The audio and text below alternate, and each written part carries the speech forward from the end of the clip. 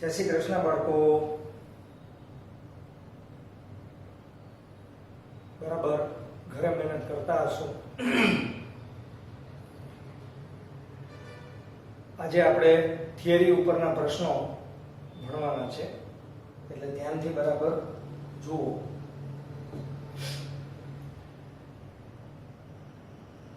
બહુ આઈડિયાથી કામ કરવાનું છે, એટલે હું તમને કહીશ કે કેવી રીતે આપણે આને યાદ રાખવા. ઓકે, જુઓ ક્વેશ્ચન. સ્થિત વિદ્યુત શાસ્ત્રમાં સુવાહકો માટે અગત્યના પરિણામ અથવા નિષ્કર્ષ લખો.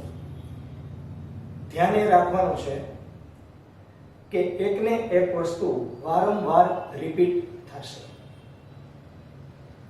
આગળ આપણે જે સુવાહક માટે પ્રશ્ન ભણ્યા હતા એ જ પ્રશ્ન, પણ એની અંદર આવતા પરિણામો, એમાંથી શું આપણને નિષ્કર્ષ મળ્યો, શું રિઝલ્ટ મળ્યા, એ રિઝલ્ટનું પહેલા લિસ્ટ આપણે બનાવવાનું છે.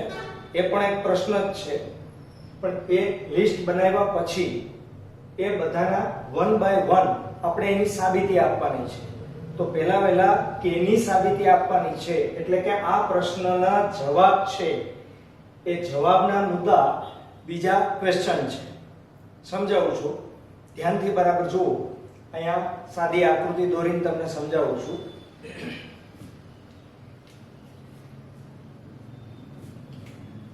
પ્રશ્ન આ છે, આકૃતિ અહીંયા દોરેલી છે. આ તમારા માટે કોઈ સુવાહક છે. વૈકલ્પનો પ્રશ્ન રિપીટ કરી દઉં છું કે સુવાહકની અંદર મુક્ત ઇલેક્ટ્રોન હોય છે, અને આવા મુક્ત ઇલેક્ટ્રોન છે એ મુક્ત રીતે ફરતા હોય. પણ જો તમે એને સમાન વિદ્યુત ક્ષેત્રમાં આખા સુવાહકને રાખી દો તો ક્ષેત્રની વિરુદ્ધ દિશામાં ઇલેક્ટ્રોન અને ક્ષેત્રની દિશામાં ધન વિદ્યુતભાર પણ બધો જ સપાટીની બહાર હોય. એટલે અહીંયા બધોય ઋણ વિદ્યુતભાર જમા થશે, અહીંયા બધોય ધન વિદ્યુતભાર જમા થશે. તો હવે પહેલો મુદ્દો જુઓ બરાબર ધ્યાનથી. પરિણામોમાં સુવાહકોની અંદરના ભાગમાં વિદ્યુતનું ક્ષેત્ર શૂન્ય હોય. કેમ? તો કે જેટલા વિદ્યુતભાર હતા એ બધા જ સપાટીની ઉપર વયા ગયા છે. એટલે કે સપાટીની બહાર, સપાટીની ઉપર છે, પણ સપાટીની અંદર વિદ્યુતભાર 0 છે. એટલે વિદ્યુતનું ક્ષેત્ર પણ કેવું હશે? 0. બીજો મુદ્દો, વિદ્યુત ભારિત સુવાહકની સપાટીને વિદ્યુત ક્ષેત્ર દરેક બિંદુએ લંબ હોય. હવે લંબ બે રીતે હોય, આ પણ ધ્યાન રાખો. ધન વિદ્યુતભાર અહીંયા છે તો ધન વિદ્યુતભારનું ક્ષેત્ર સપાટીને લંબ રૂપે બહાર તરફ હોય, અને ઋણ વિદ્યુતભારનું ક્ષેત્ર સપાટીને લંબ રૂપે અંદર તરફ હોય. આ ક્ષેત્રની દિશા, કારણ કે વિદ્યુતનું ક્ષેત્ર સદિશ ભૌતિક રાશિ છે. ત્રીજો મુદ્દો, સ્થાયી અવસ્થામાં સુવાહકની અંદરનો વિદ્યુતભાર કેવો હોય છે? શૂન્ય. સ્થાયી અવસ્થા કેને કહેવાય? કે જ્યારે બાહ્ય વિદ્યુત ક્ષેત્રમાં આ સુવાહકને મૂકવામાં આવે ત્યારે અંદરના બધા જ ઇલેક્ટ્રોન છે એ સપાટી ઉપર પ્રસ્થાપિત થઈ જાય, વિતરિત થઈ જાય. ધન વિદ્યુતભાર આ બાજુની સપાટી ઉપર એટલો જ વિતરિત થાય, મતલબ ખુલ્લો થાય. એટલે અંદરના ભાગનો બધો જ વિદ્યુતભાર કેવો હશે? શૂન્ય. આ તમારા માટે ત્રીજો મુદ્દો છે.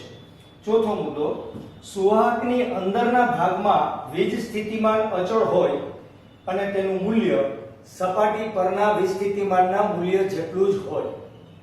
એટલે કે આ સપાટીની ઉપરનો કોઈ પણ વિદ્યુતભાર છે, અહીંયા અંદરના ભાગમાં વિદ્યુતનું ક્ષેત્ર શૂન્ય છે, અંદરના ભાગમાં વિદ્યુતભાર શૂન્ય છે. એટલે કોઈ પણ વિદ્યુતભાર છે આ સ્થાયી અવસ્થા છે.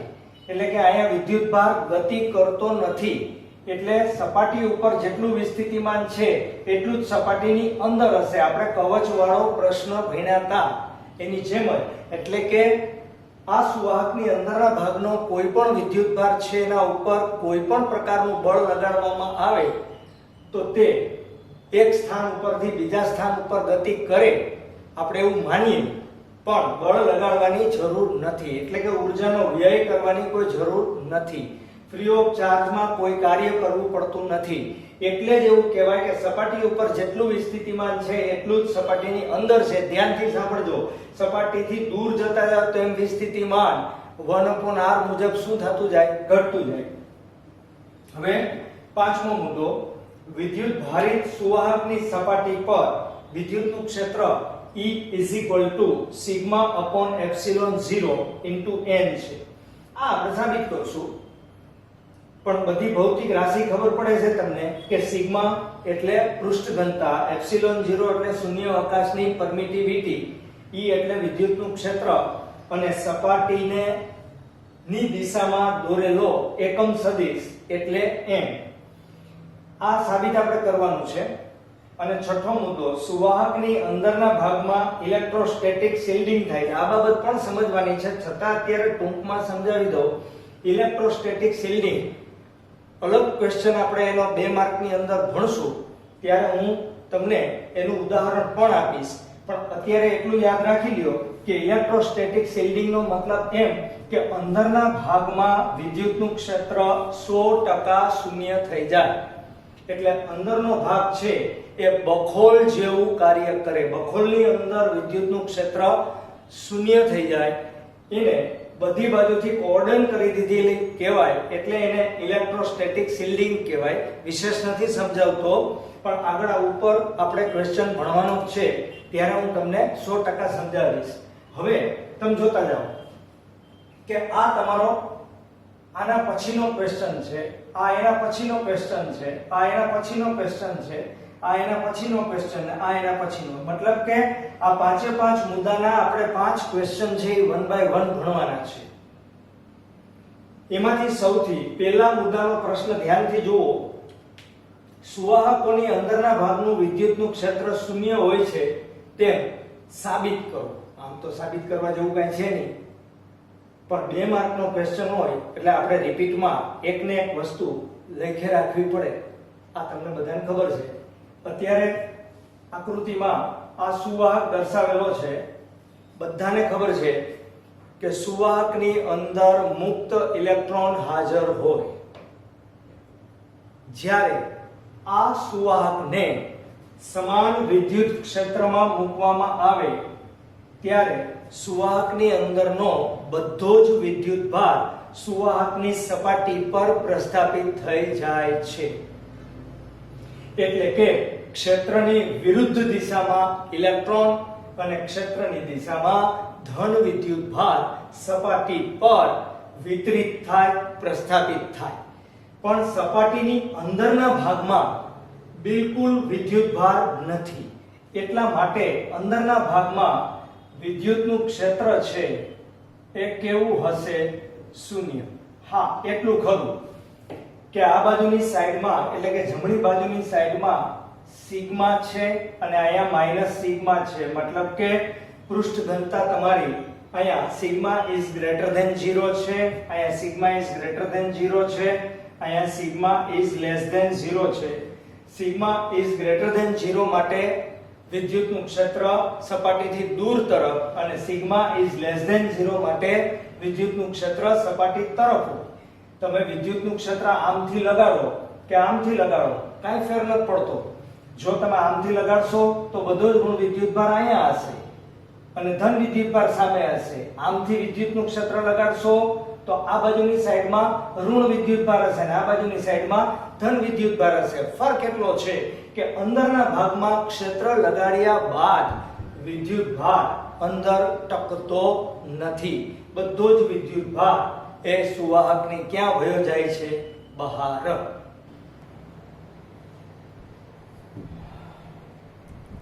ક્વેશ્ચન સુવાહક માટેનો જ છે.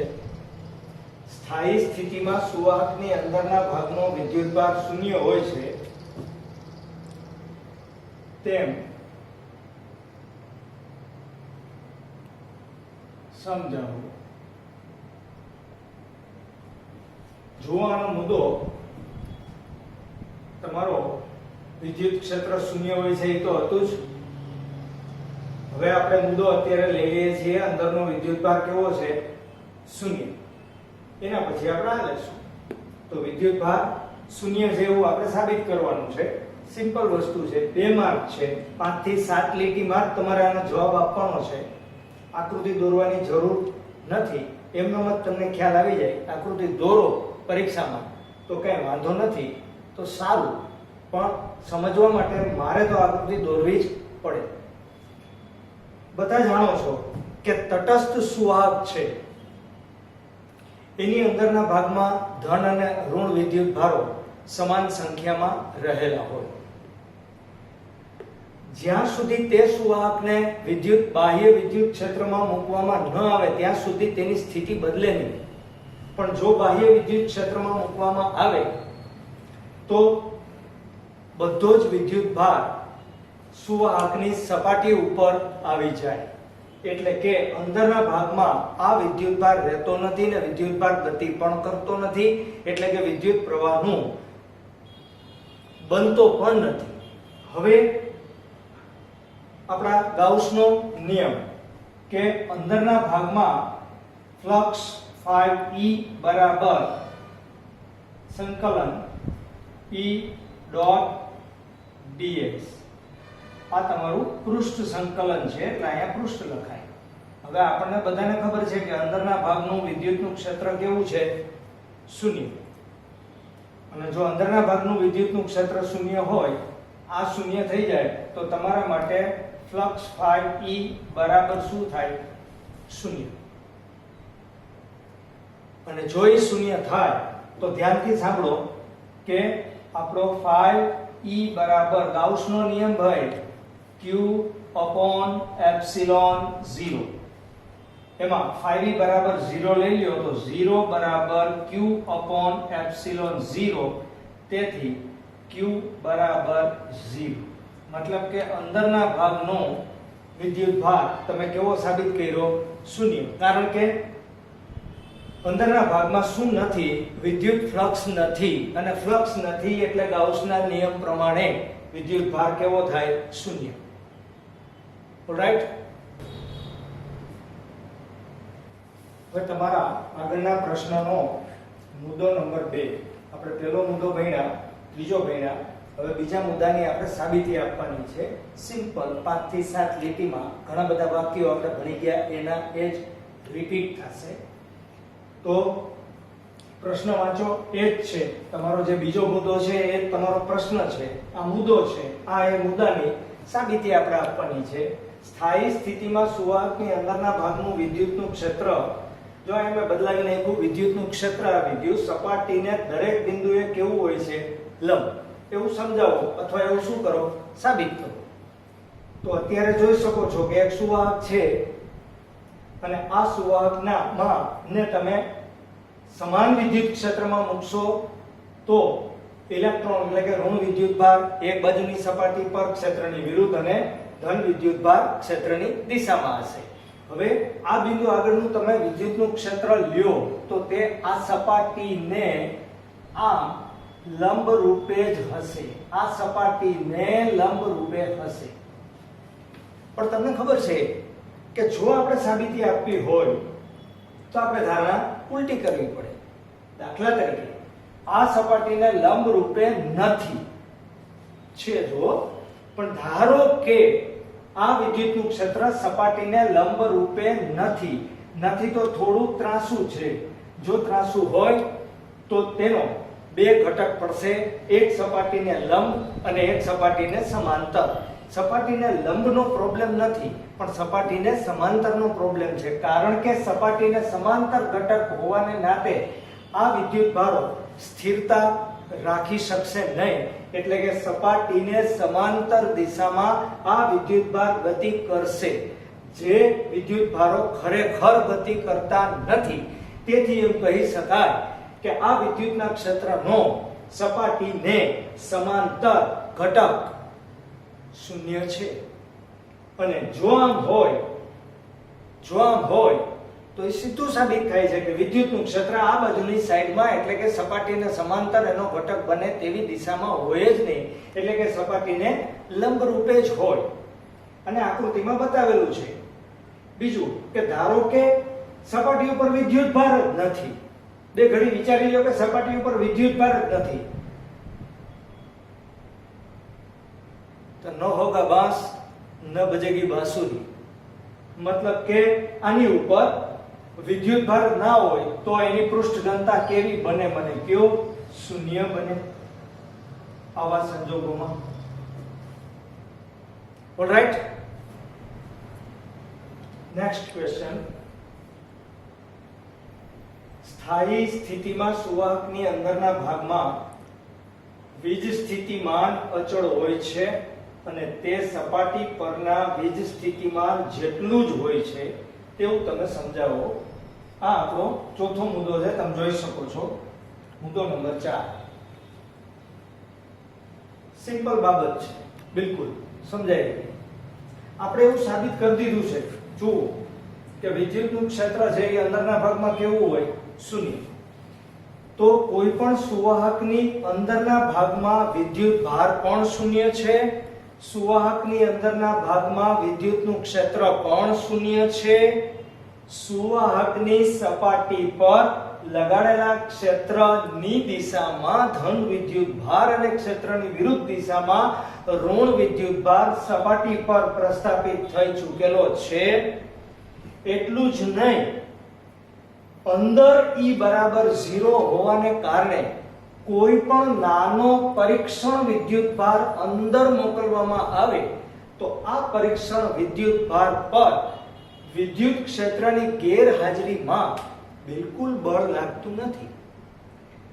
એટલે કે તમારે એક બિંદુ આગળથી બીજા બિંદુ સુધી વિદ્યુત ભારને લઈ જવા માટે કરવું પડતું કાર્ય શૂન્ય છે.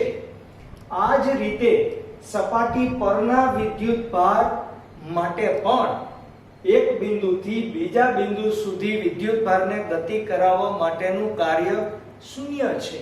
શા માટે? હમણાં જ આપણે સમજાતા કે વિદ્યુત ક્ષેત્ર સપાટીને લંબ રૂપે છે. વિદ્યુત ક્ષેત્ર સપાટીને લંબ રૂપે છે એટલે કે જો વિદ્યુતનું ક્ષેત્ર સપાટીને લંબ રૂપે ન હોય એવું નથી, છે એ લંબ રૂપે જ છે, પણ જો એને કોઈ સમાંતર ઘટક હોય તો આ વિદ્યુત ભાર પર સપાટીને સમાંતર એક ગતિ કરે અને વિદ્યુત પ્રવાહનું નિર્માણ કરે. પણ આ વિદ્યુત પ્રવાહનું નિર્માણ થતું નથી. એટલે કે એકમ ધન વિદ્યુત ભાર ને એક બિંદુથી બીજા બિંદુ સુધી લઈ જવા માટે કરવું પડતું કાર્ય એટલે જ વીજ સ્થિતિમાન. તો અહીંયા કાંઈ કાર્ય કરવું પડતું નથી. એટલે કે સપાટી પર જેટલું વીજ સ્થિતિમાન છે, સપાટી પર જેટલું વીજ સ્થિતિમાન છે તેટલું જ વીજ સ્થિતિમાન સુવાહકની અંદરના ભાગના દરેક બિંદુએ હશે. પરંતુ આ સપાટીથી તમે દૂરના બિંદુએ જતા જાઓ એમ V proportional to 1/r મુજબ વીજ સ્થિતિમાન શું થતું જાય? ઘટતું જાય. આગળ જતા જાવ વીજ સ્થિતિમાન ઘટતું જાય. બીજી એક ખાસ બાબત, આ એક જ સુવાહક મેં દોરેલો છે. સુવાહક આવા જ આકારનો હોય એવું જરૂરી નથી. યાદચ્છિક પરિમાણ ધરાવતો, યાદચ્છિક કદ ધરાવતો, યાદચ્છિક આકાર ધરાવતા આવા અલગ અલગ સુવાહક માટે અંદરના ભાગમાં વિદ્યુત ભાર અને બહારના ભાગમાં વિતરિત થયેલો વિદ્યુત ભાર અલગ અલગ હોવાને કારણે બધા જ માટે આવા અલગ અલગ સુવાહકો માટે વિદ્યુત ભારની પૃષ્ઠ ઘનતાના મૂલ્યો વૈવિધ્યપૂર્ણ હોય, એના લાક્ષણિક મૂલ્યો હોય અને જે તે સુવાહક માટે અચળ હોય. પણ બધા જ સુવાહકો માટે સમાન હોતા નથી. સુવાહકોની જાત અલગ અલગ હોઈ શકે. આપણે અલગ અલગ ઉદાહરણ લઈ અને સુવાહકો લેવાના નથી. આપણે માત્ર સુવાહકોની લાક્ષણિકતા જ લેવાની છે.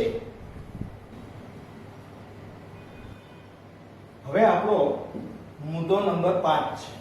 વિદ્યુતભારિત સુવાહકની સપાટી પર વિદ્યુતનું ક્ષેત્ર સિગ્મા અપોન એપ્સિલોન 0 n હોય છે એવું આપણે સાબિત કરવાનું છે. તો ઘણી વખત આ સૂત્ર આપી દે, ઘણી વખત ન આપે. તો આવી રીતે ક્વેશ્ચન આપે કે વિદ્યુતભારિત સુવાહકની સપાટી પર વિદ્યુત ક્ષેત્રનું શું મેળવો?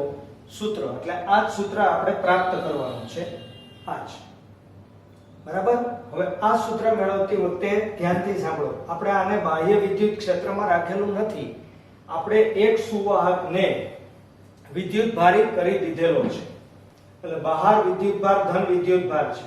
એટલે એમ કહેવાય કે આ સુવાહક છે એના વિદ્યુત ભારની પૃષ્ઠ ઘનતા, સુવાહકના વિદ્યુત ભારની પૃષ્ઠ ઘનતા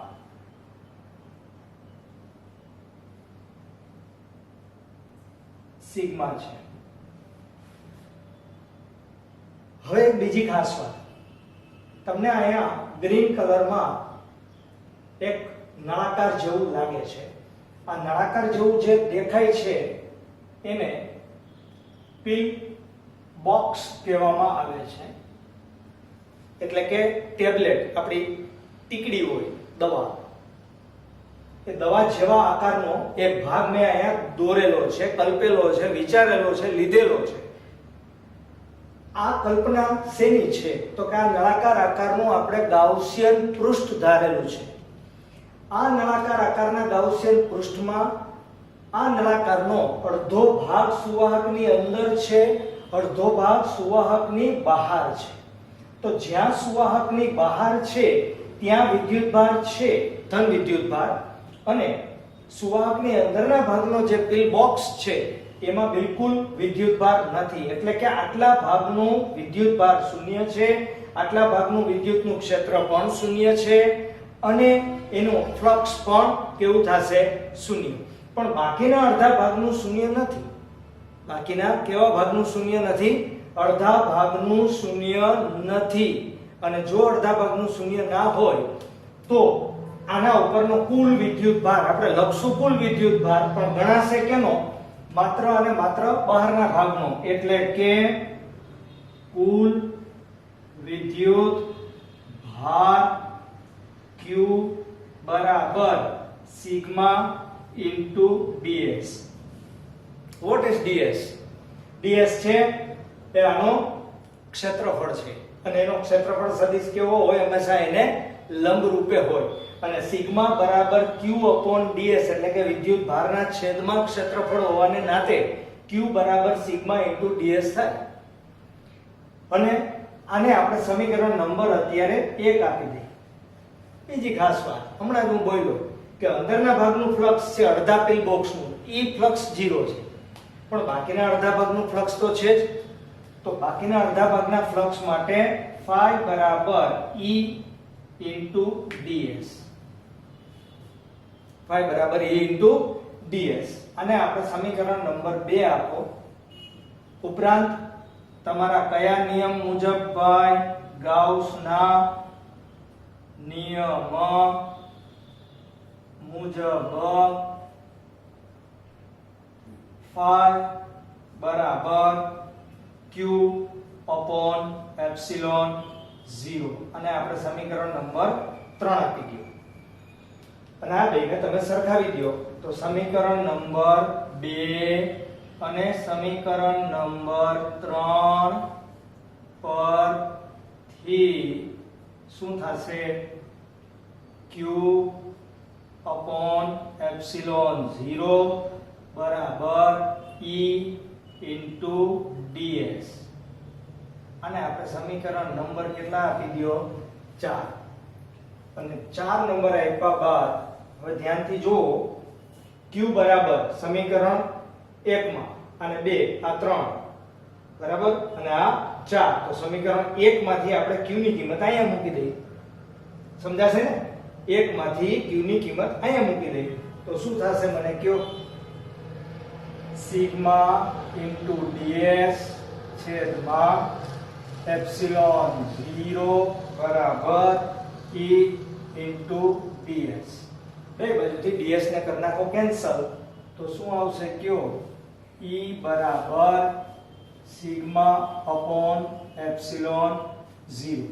આ મૂલ્ય દર્શાવતું સૂત્ર છે. થિયરીની અંદર આપણે સદિશ દર્શાવવો જરૂરી છે. દાખલા ગણતા હશું ત્યારે આ સૂત્રનો ઉપયોગ ભરપૂર માત્રામાં આવવાનો છે, આટલું ધ્યાનમાં રાખજો. હવે એ પણ વિચારી લ્યો કે સદિશ સ્વરૂપમાં આપણે લખીએ તો અહીંયા સિગ્મા અપોન એપ્સિલોન 0 ઇન્ટુ શું થશે એકમ સદિશ n, જે એકમ સદિશ n એ ક્ષેત્રફળની દિશાનો એકમ સદિશ છે. કોની દિશાનો? ક્ષેત્રફળની દિશાનો એકમ સદિશ છે. આ ધ્યાનથી બરાબર સમજી લેજો. આનો ઉપયોગ ફરીને કહું છું કે ઘણી બધી વખત કરવાનો છે, એટલે ફરીથી એક બાબત છે ઉડતી નજર કરાવી દઉં છું, ધ્યાનથી સાંભળજો. પિલ બોક્સ એ આપણું ગાઉસિયન પૃષ્ઠ છે, કાલ્પનિક, કે જે પિલ બોક્સનો અડધો ભાગ અંદર છે, અડધો ભાગ બહાર છે. બહારના ભાગમાં ધન વિદ્યુતભાર છે, અંદરના ભાગમાં બિલકુલ નથી. એટલે અંદરના ભાગમાં જો તમે અહીંથી ગાઉસિયન પૃષ્ઠ નજીકનું બીજું દોરો તો અંદરના ભાગનો વિદ્યુતભાર, અંદરના ભાગનું ફ્લક્સ, અંદરના ભાગનું વિદ્યુતનું ક્ષેત્ર બધું જ શૂન્ય થશે. પણ આપણે જે વિદ્યુતનું ક્ષેત્ર મેળવવું એ અંદરનું નથી મેળવવું. આપણો હેતુ વિદ્યુતભારિત સુવાહકની સપાટી પર, એટલે કે બહારના બિંદુએ વિદ્યુતના ક્ષેત્રનું આપણે શું મેળવવું છે? સૂત્ર મેળવવું છે. ઓલરાઈટ, જય શ્રી કૃષ્ણ. આજે આટલું જ બાળકો.